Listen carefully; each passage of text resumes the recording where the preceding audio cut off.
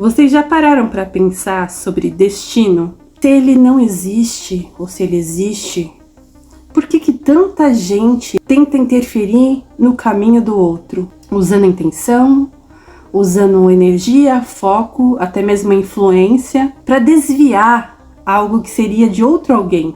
Você já ouviu falar de troca de cabeças? Parece impossível e até mesmo assustador ao saber dessa informação. Eu também achava, que coisas assim seriam impossíveis de acontecer. Até que um dia eu vivi algo que não poderia ser explicado de outra forma. Foi nesse momento que eu comecei a buscar o meu autoconhecimento, o meu ouvir, o meu estudar, eu buscar, também essas informações em outras tradições mais antigas que falavam sobre esses assuntos. Disse que a verdade nos liberta, porque a partir do momento em que a gente se conscientiza de que no universo existem muitas coisas ocultas acontecendo e coisas que muitas vezes a ciência ainda não sabe comprovar, não tem como comprovar. E não é só por isso que não exista ou que não aconteça. Shakespeare já disse que há mais coisas entre o céu e a terra do que possa imaginar a nossa vã filosofia. E nas tradições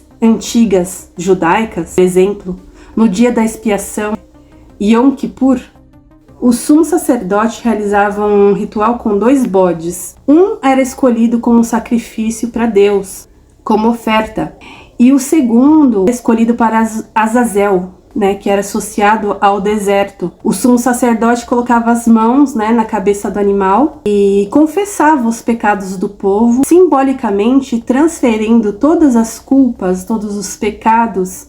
E logo ele era levado ao deserto e era abandonado lá, representando, todos esses pecados daquela comunidade.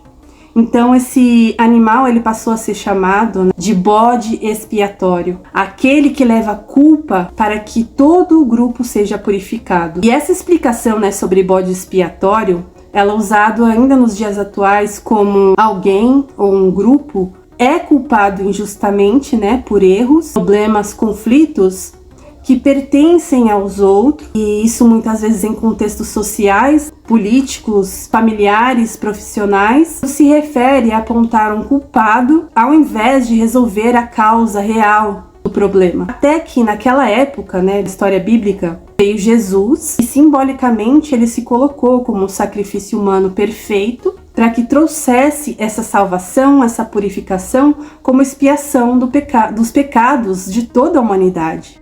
Então, o que significa purificação, afinal?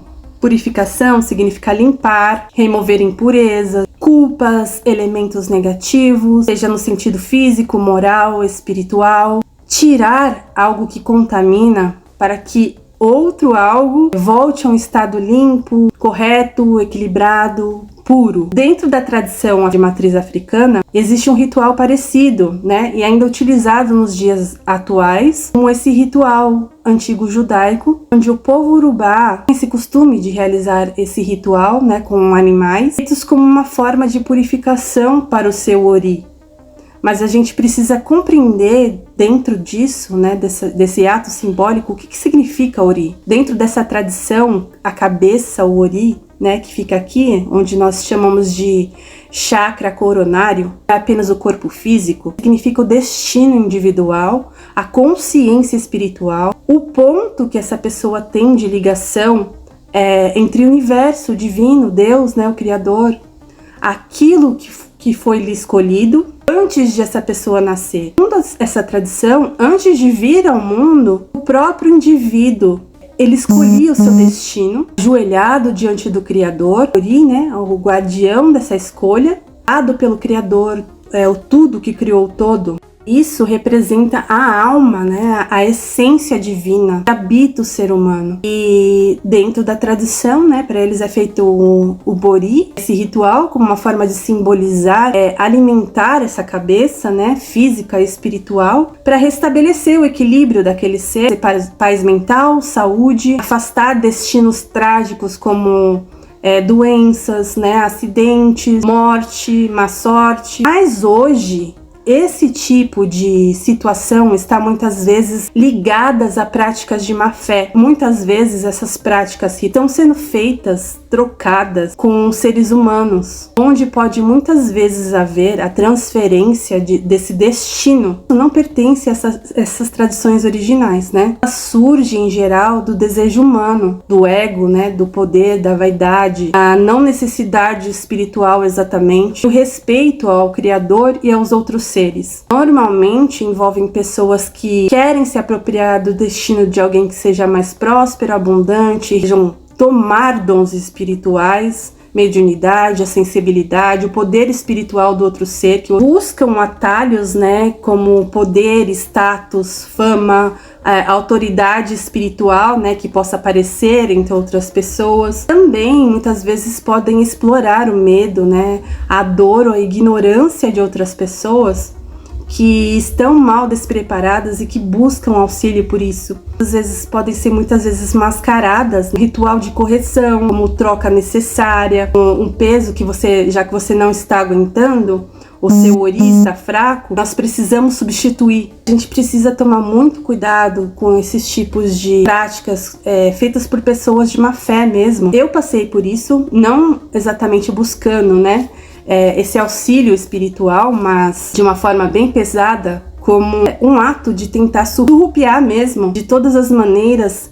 todas as minhas forças vitais, todas as minhas energias, o que podemos dizer que vem, né, do Criador.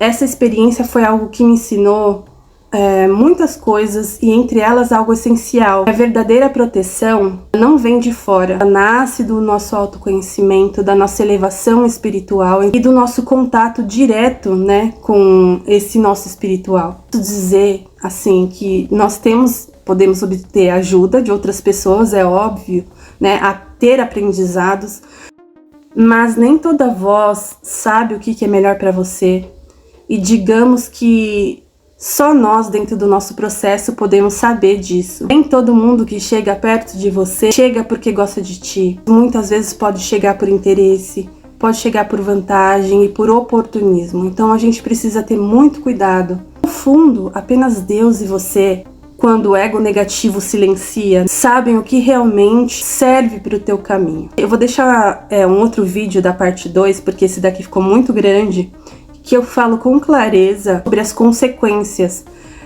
de quem passa por isso, né, de quem lhe é tomado, quem faz, e para quem escuta esses conselhos, quem nunca deveria ter escutado.